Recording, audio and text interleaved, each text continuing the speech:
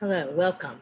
My name is Katheryn Mayer, and the presentation today is How to Stay Sane and Successful Even in a Crisis, which is based on my newly released ebook, How to Stay Sane and Successful in the COVID World, Thrive, Flourish, and Prosper, even when all the rules have changed.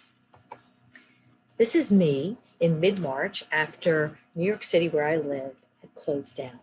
Overnight, I lost 50% of my business. One of my largest clients canceled all in-person training. And as many of you may know, as a small business, this was oh, help, yikes, how am I going to deal with this?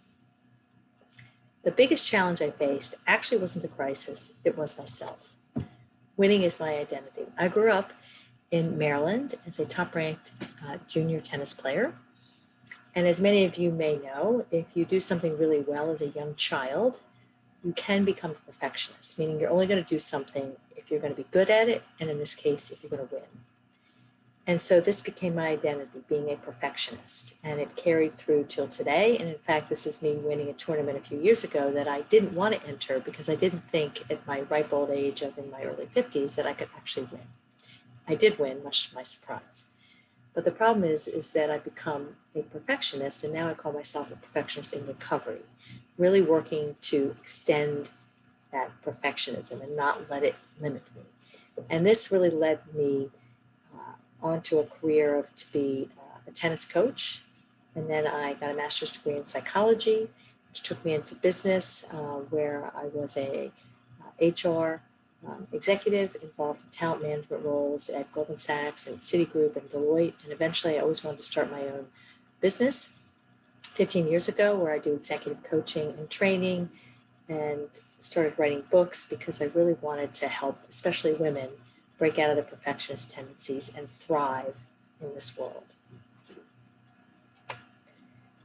And now we're in a crisis. And the crisis, this quote really struck me. The art of life is not controlling what happens, it's using what happens. Limits lead to invention, by Gloria Steinem. And this is where we are now. All of a sudden, I'm used to traveling, giving in-person speeches, seminars, and now everything has to be Zoom. I've certainly worked virtually, but now I have to become a Zoom master overnight. So how can I use that to reinvent myself? How I adapt to this crisis. This book, Leadership in Turbulent Times by Doris Kearns Goodwin, came to me because on the Sunday after I was trying to figure out what to do next with my business, I turned on the Sunday morning show, and there was Doris Kearns Goodwin talking about this book because this was all about leaders, presidents during turbulent times. And right away, I bought the book, and FDR became my hero and my role model because he created 20 new agencies in 18 months. And I decided, okay, I have to break out of my perfectionist recovery tendencies, and I have to move faster. So to do that, I reached out to my key advisors, mentors for support and a push to increase my experimentation because I needed that push to move faster. And I also realized I had to establish new and perfect standards of success. I had to adapt a growth mindset from a fixed mindset, which I'll explain in a minute. I had to be a lot nicer to myself because I was going to make a lot of mistakes. And this was a big aha for me. Believing your qualities are carved in stone, the fixed mindset creates an urgency to prove yourself over and over again. And this is what I was like as a child, right? I had to just keep winning to prove that I was good. In contrast, the growth mindset is based on the belief that your basic qualities are things you can cultivate through your efforts. The passion for stretching and sticking to it, even when it is not going well, is the hallmark of the growth mindset. This is the mindset that allows people to thrive during challenging times. From this book by Carol DeWick called Mindset. I'd highly recommend this. And this was the big aha. I had to adapt this growth mindset because this is what was going to allow me to move faster. Because now there were new rules. Everything had changed. Before, going slow, make it perfect was a good strategy. It worked for me for most of my career. Now I had to move fast, and good enough was good enough. And if it wasn't broken, why improvement? Why change? Now it's all about experimenting, reinventing. In the past, it was being tough, winning those tournaments, seeking glory, striving for more. Now it's more about being human, humble, and compassionate. You're on Zoom meetings with people with kids running around, dogs jumping on people's laps. It's a totally different world. Before, it was about individual and team goals rather than societal or organizational ones, and we tended to work more siloed. Now people are asking, what is success? Don't assume you know. Investigate where and how you can help, volunteer beyond your usual responsibilities and roles. One of my clients ended up volunteering to help run the whole COVID initiative at our company. And lastly, build and expand your network to be more visible and understand the competitive landscape. Now it's all about asking for stretch feedback, not just being visible for its own sake, but you need to get support from trusted allies and outside experts who can challenge your thinking. Because there's a tendency during a crisis to turtle up, is a phrase I've heard, as opposed to you really need to get out there, learn, listen, challenge yourself. Weird things are happening.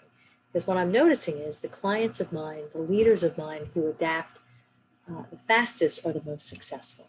So for example, one of my female leaders, very conservative woman, goes step by step, never worked virtually. Her company didn't work virtually at all. All of a sudden overnight, they have to work virtually. She runs a large team and she asked them, what can we do to keep the morale up, to stay positive? And the team said, how about some Zoom bingo?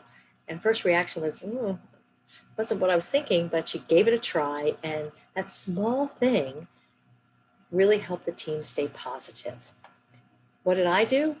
I got my pink hula hoop and hula hooped on the top of my roof. I live in New York City in a small building and we have a roof deck.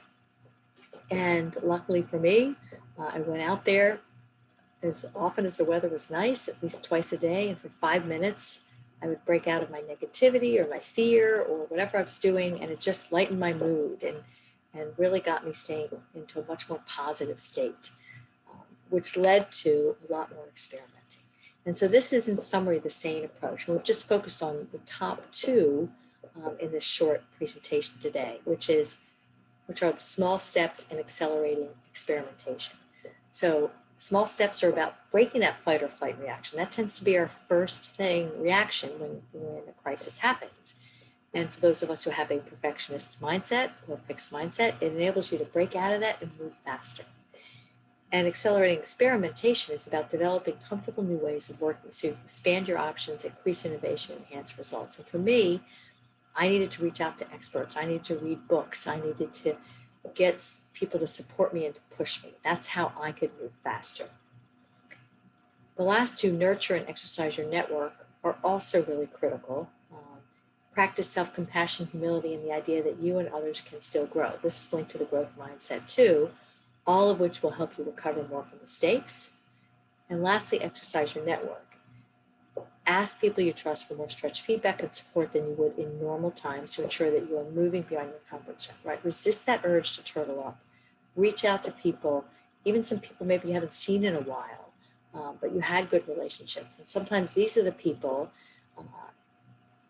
that could really offer you some of the best guidance because they're the people you know, but you haven't seen them recently. So these are the 4 steps: small steps, accelerate experimentation, nurture, exercise your network.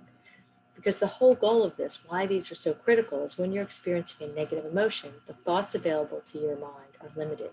They yield fixated, more predictable thinking and action. That's not what you need in a crisis. In contrast, when you're experiencing a positive emotion, more possibilities come into your view. Positive emotions produce patterns of thought that are unusual, flexible, and inclusive, and lead to more creative actions. This is a quote by Doc Childra and Deborah Rosman, who wrote Transforming Anxiety, which is a heart math, book about heart math, and that these small changes can lead to big creative actions. So thank you for attending. Please reach out to me if you're interested in learning more about programs I offer.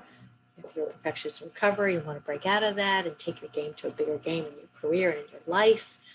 If you'd like to read my first book, Collaborative Competition, or my newly released ebook, How to Stay Sane and Successful in the COVID World, my website is www.caseymayer.com. Sign up, you'll receive a monthly newsletter, and I look forward to seeing you soon. Happy Thanksgiving, be safe, and thank you for attending.